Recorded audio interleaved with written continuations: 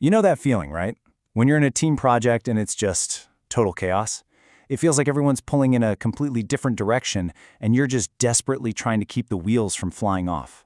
Well, what if we looked at that chaos not as a problem to be solved, but as an ecosystem? Today we're going to dive into a totally fresh perspective on teamwork, one that's inspired by the animal kingdom. I mean, just take a look at this boardroom. You've got a giraffe, an elephant, a pigeon, a couple of mice, all trying to have a meeting. It's absurd, right? But if you think about it, this is kind of what we do. It's a perfect picture of why traditional change management often fails. We try to force all these wildly different talents and perspectives into a rigid, one-size-fits-all corporate structure that just doesn't work. We totally miss the magic. And that really brings us to the big question here. Why does trying to get a team to adapt and evolve so often feel, well, wild? The answer might just be that we're thinking about it all wrong. Maybe, instead of trying to tame the chaos, we should be trying to understand the unique roles each of us plays inside our own natural herd. Okay, so to really get a handle on this wild dynamic, let's step away from the corporate boardroom for a second. Let's forget about spreadsheets and flowcharts. We're going to talk about a Valentine's Day card-making party. Now, I know it sounds a little out there, but stick with me here, because this is where it all starts to make sense. So, picture this. We're in Fonty the elephant's apartment. There are craft supplies everywhere, glitter is in the air, there's pineapple cut into little heart shapes, it's a whole vibe. And the mission? It's simple, but it's ambitious. Make Valentine's Day cards for absolutely everyone. This little party is going to be our case study. All right, let's meet the main characters at this party. But here's the thing. We're not going to introduce them by their job titles. We're going to talk about what they're actually doing. Because when you get right down to it in any project, it's the action that really tells you what someone's role is. So first up, we've got our host, Fonty the elephant. Now, he's not just folding paper. No. He's creating these incredible, architecturally precise pop-up cards. They even have little window-shaped cutouts you can peek through. He's thinking big, he's executing with real intention, and he's turning a simple card into an awe-inspiring vision. He is our visionary. Then, we've got Maya the giraffe, FaceTiming in from LA. From her perfect vantage point on the phone screen, she can see the entire room, the whole operation. She's making sure the project stays on track, that nobody feels left out, and that everyone's unique talents are being put to good use. You know, she's got that high-level perspective that only a giraffe could have. Meanwhile, over on the table, you've got Morris the mouse. He has basically turned this crafting session into a one-mouse Broadway show. He's reading every single card with this amazing dramatic flair. He's humming show tunes. He's just spreading this infectious energy. He knows practically everyone in the city, so his list is massive, and he's the one making sure everyone feels the heart and soul of the project.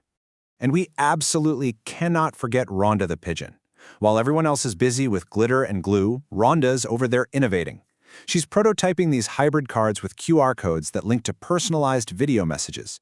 She's finding new, more creative, and honestly, more effective ways to get the message across. It's tech meets personal touch. Okay, so that was a fun party, but it is so much more than just a charming little story. This group of friends actually gives us a really powerful new framework for thinking about teamwork. So let's connect the dots and see how their actions translate into a real model for managing change. And here's where it all clicks into place. Each of these characters naturally falls into a critical role. Fonty the elephant, with his incredible pop-up cards, that's vision. Maya the giraffe, overseeing the whole thing, that's leadership. Morris the mouse, putting on his one-mouse show, that's stakeholder engagement. And Rhonda the pigeon, with her high-tech QR codes, that is communication. And this is the absolute key. A great team isn't just about having people in these roles. It's about how they all work together. Vision needs leadership to actually guide it. Leadership needs engagement to build that energy and momentum. And honestly, none of it works without clear, creative communication. They are all completely interconnected. But wait, the core herd isn't the whole story. Just like any real ecosystem, sometimes you need specialists who come into play very specific, very crucial roles. So let's welcome a few extended members to our little Valentine's party, each one bringing a totally unique skill to the table. First up, this is Chuckles the duck. Think of him as the vulnerability coach. At the party, he's the one writing those really honest, really heartfelt messages. You know, the kind of stuff that takes real guts to say out loud. Every team needs someone like Chuckles, someone who encourages people to be authentic and speak their truth, even when it's a little scary. And here we have Warwick Nutmeg the squirrel. He is the systems integrator. While everyone else was focused on their close friends and colleagues, Warwick saw the gaps. He made cards for the mail carrier, the barista, the bodega owner, all those invisible connectors that hold the network together. He sees the hidden patterns and systems that everyone else misses, making sure the whole ecosystem is strong. And finally, we have the charging bull. He's our values guardian. Now, he might not have made a card himself, but his presence with that huge Valentine taped to his side saying, "I value you," is a powerful, constant reminder of the core principles, strength, resilience, and what the team actually stands for. In any big project, you need that anchor, that symbol of what you will not compromise on. So, we've met the whole herd now, the core members, the specialists, but now let's turn the camera around onto you. Thinking about all these different roles and styles, where do you see yourself fitting in? When things get a little wild, how do you naturally show up? Let's do a really quick check-in. Just ask yourself, are you a Fonty, the one who's always dreaming up that big aspirational vision of what could be? Or maybe you're more of a Maya, with that amazing ability to lead and make sure everyone's unique talents get a chance to shine. Are you a Morris, connecting with people and getting them excited through pure, infectious enthusiasm? Or are you a Rhonda, always tinkering and finding those cool, innovative ways to make things just a little bit better? Just take a second. Which one of those feels most like you?